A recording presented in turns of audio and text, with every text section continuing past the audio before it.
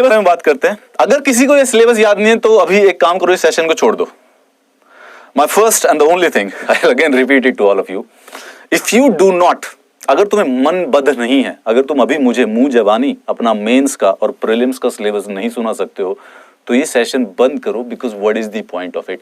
अगर आपको अपने दोस्त की प्रिपरेशन चेक करनी है ना कि वो सीरियस है यूपीएससी के लिए या नहीं है, और वो पढ़ रहा है या नहीं, मतलब किताबें लेने से कोई नहीं होता है, एक काम करो, उससे मेंस का सिलेबस पूछ डालो, प्रीलिम्स का मतलब भी पूछ डालो, प्रीलिम्स का छोटा है, लाइकली है कि उसको पता होगा, but if you genuine student के बारे में जानना चाहते हो, how to identify the genuine student, what I do in the classroom is that I ask the main student. जो भी बच्चा मेंस का स्टूडेंट मुंह जबानी नहीं सुना सकता है, मेंस का सिलेबस मुंह जबानी नहीं सुना सकता है, उस बच्चे की तैयारी, मतलब he is not a sincere student. So to know whether you are sincere और नॉट, ये सिलेबस अगर तुम्हें याद नहीं है तो ये सेशन आज एक्चुअली में छोड़ा जा सकता है, आप वापिस आ सकते हैं 2 दिन के बाद इसे याद करके, मोर इंपॉर्टेंटली मेंस का भी। बट लकीली इनफ आज हम प्रीलिम्स के बारे में बात करेंगे। Now there are 7 sections, UPSC की जो नोटिफिकेशंस आती है उसमें ये आता है। There is current affairs of national international, history of India है जिसके अंदर मेडिवल और एंशिएंट आ जाता है, this Indian national movement, modern India primarily, India और वर्ल्ड ज्योग्राफी है, all physical social economic geography and the world, ठीक है, Indian polity and governance, constitution,